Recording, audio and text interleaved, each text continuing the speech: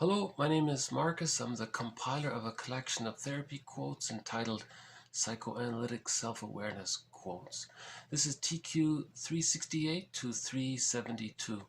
Therapy quote number 368. Splitting is the failure in a person's thinking to bring together the dichotomy of both positive and negative qualities of the self and others into a cohesive, realistic whole. So this adds to our collection of quotes on the defense mechanism of splitting. So it's a defense mechanism. All defense mechanisms deal with anxiety. The theory is that the baby is faced with a lot of anxiety when the mother's not available and the mother's refusing. So to deal with the anxiety that the baby feels, the theory is he splits the image of his mother into two representations of her: a satisfying, loving, caring other and an unavailable, refusing other or rejecting other. But by the age of 3, these images come together to form a cohesive, realistic, whole representation of the mother as a person, a whole person.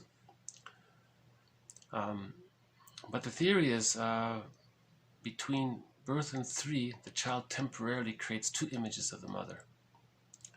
And when there's a secure attachment style and the memories of being with the mother, the positive memories outweigh the frustrating memories, then it's very easy for the child to integrate and accept that the mother wasn't perfect.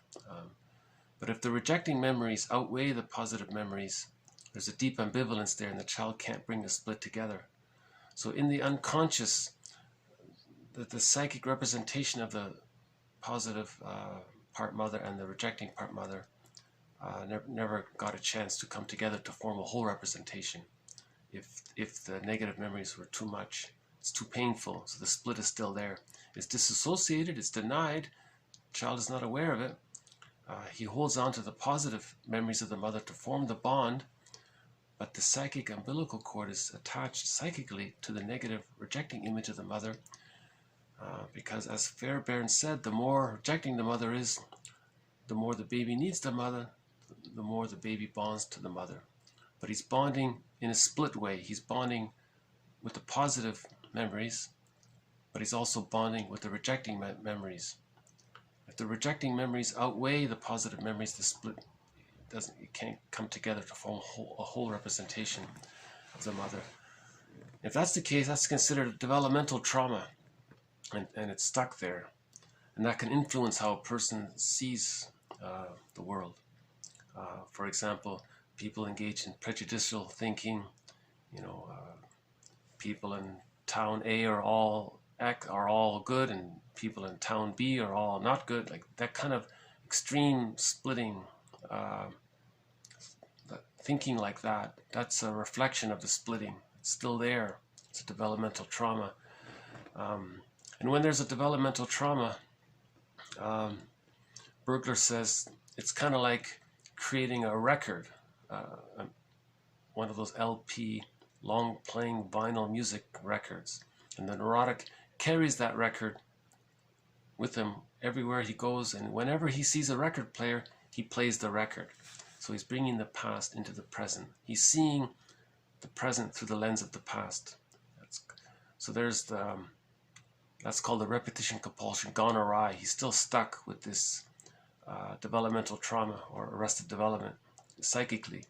You see, so there's the biological birth. That's fine, but the psychological birth is different.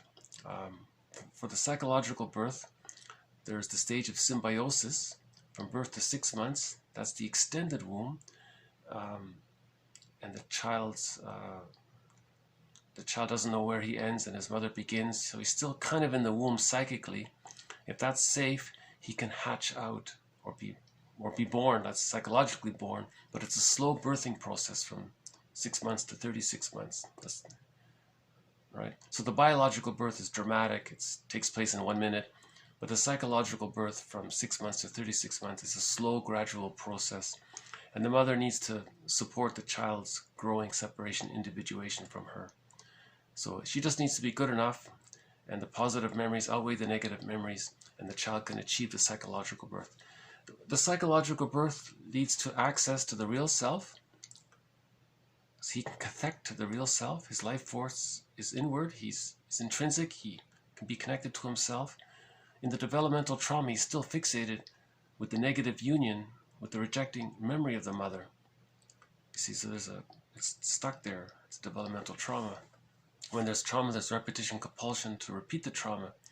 So that can lead to projection of the rejecting image of the mother onto others, right? To deny the split, to keep the denial, the person will project it.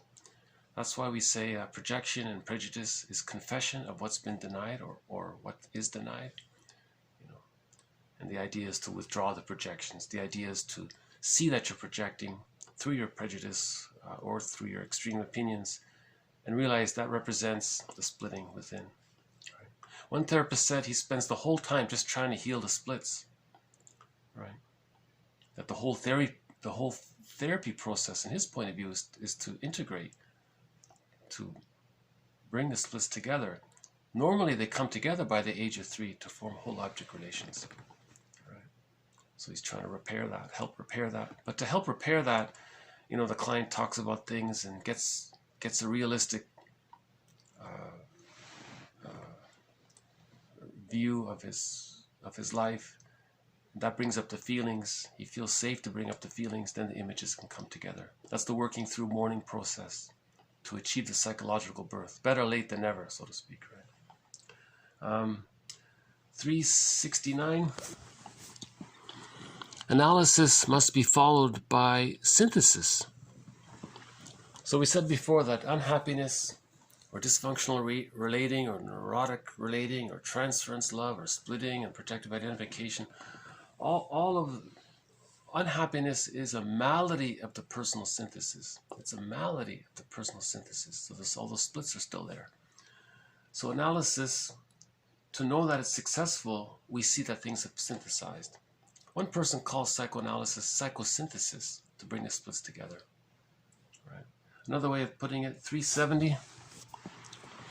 Two apparently opposed realities, the dualism separating them is transcended, and their underlying unity emerges like sunlight after the rain. So he's talking about the emotional freedom that occurs when you achieve the psychological birth.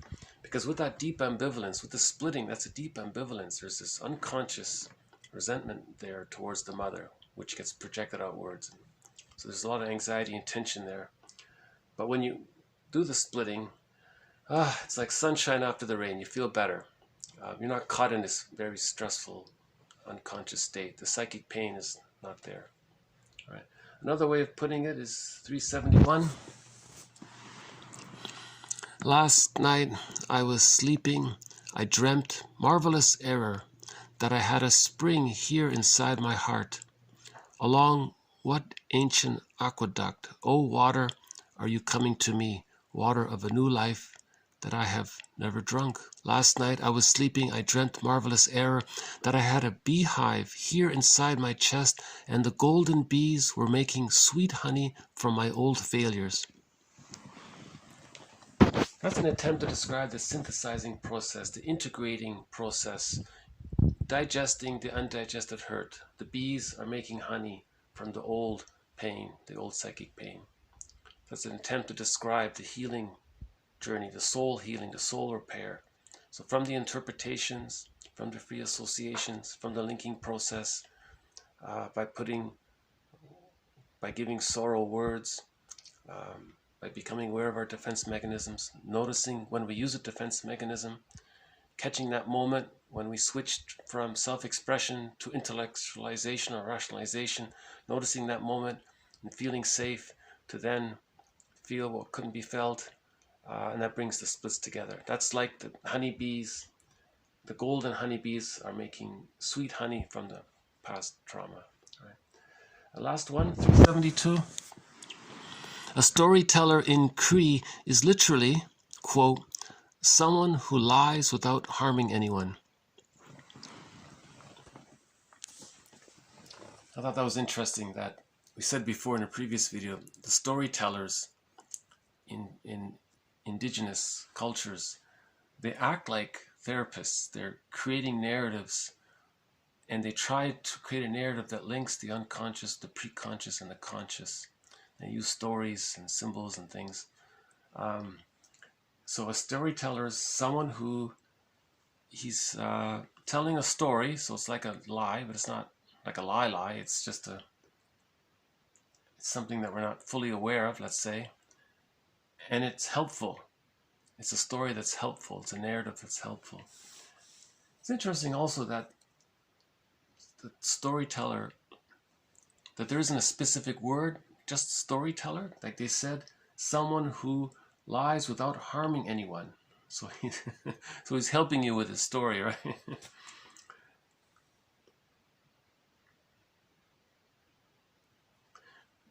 Because you're not fully aware of everything. So maybe you think, is it a lie or what is it, you know? There's this idea also that I noticed that in many languages around the world, there's less labeling going on.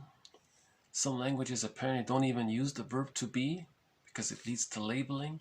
See, if you get into labeling too much, that encourages the splitting. I mean, that can promote the splitting. So if you're under stress, you're going to label, you're going to judge, all good, all bad. This, he's a that, or she's a that, or he's a, you know. So that's the verb to be facilitates that. So I think it's interesting. In some languages, they don't even have the verb to be. The person is required to pause and describe the person as a cohesive, realistic, whole person with both positive and negative qualities, right? To see the person as a whole. But labeling with the verb to be diminishes that, or makes it more difficult to see people as whole objects, right? It's interesting, right? Apparently there's I don't know much about it, but apparently there was some kind of movement in the 50s called the E-prime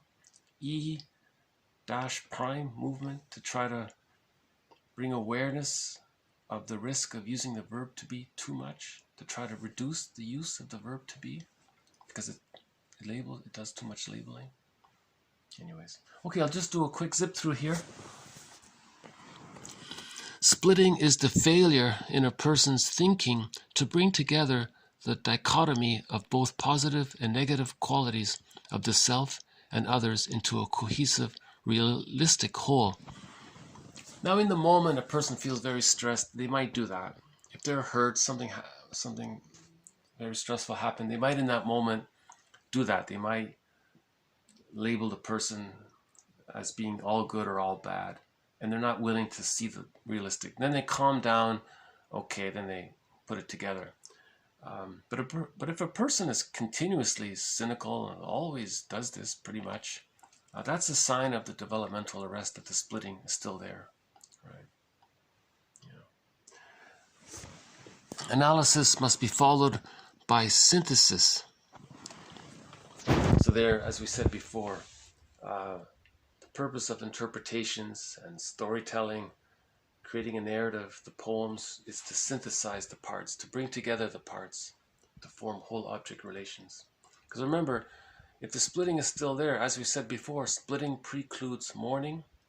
If a person doesn't mourn, that can lead to pathological mourning or complicated grief or aggravated grief, prolonged grief, chronic sorrow, grief gone awry, pathological nostalgia, melancholia, all that stuckness there, that can lead to stress on stress.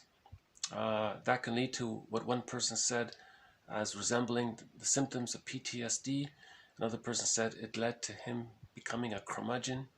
Another person said he became a crockety old person or something.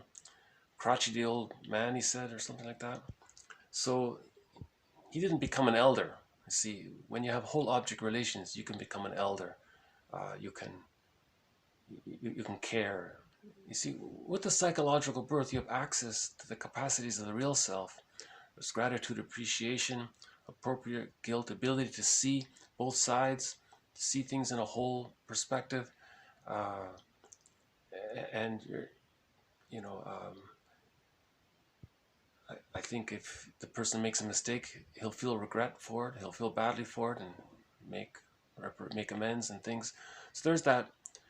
That's considered having more access to the human side of being human. You have more access to the human qualities of being human. But when we're caught in the developmental trauma from birth to 3 with the insecure attachment style, the mammalian brain, the amygdala, is overactivated. The amygdala is overstimulated. Someone said it's metaphorically enlarged, so you're caught too much in that stressful state, right? 370, two apparently opposed realities. The dualism separating them is transcended, and their underlying unity emerges like sunlight after the rain. One person said, you can look at the two sides of a situation. Look at the positive intention behind them, the needs behind them, and underneath both sides, there'll be maybe a core need. So you've united the two. One side may be an expression of the pain, of the need not getting met. One side is the hope for the need to get met, but the commonality is the need underneath it. So it unites, so you have that kind of what's uniting the two parts, like just getting in touch with that deeper unifying force. We commonly say 1 + 1 = 3, or the sum is great, the whole is greater than the sum of the parts. And someone said that each human being is greater than the sum of the parts, right? So you have to look at the person holistically. That's considered, I think, who said that? That's the humanistic approach to psychotherapy, to focus more on the whole person. Karen Horney says that you treat a person who has a symptom. You don't treat a symptom that has the person. You treat the whole person, then the symptom goes away. You don't just treat the symptom because it'll just move to somewhere else, all right? You treat the whole person, then the symptom goes away. So seeing things in a more holistic way. And the poem, translated by Robert Bly. Last night I was sleeping, I dreamt, marvelous error, that I had a spring here inside my heart. Along what ancient aqueduct, O water, are you coming to me? Water of a new life that I have never drunk. Last night I was sleeping, I dreamt marvelous error, that I had a beehive here inside my chest, and the golden bees were making sweet honey from my old failures.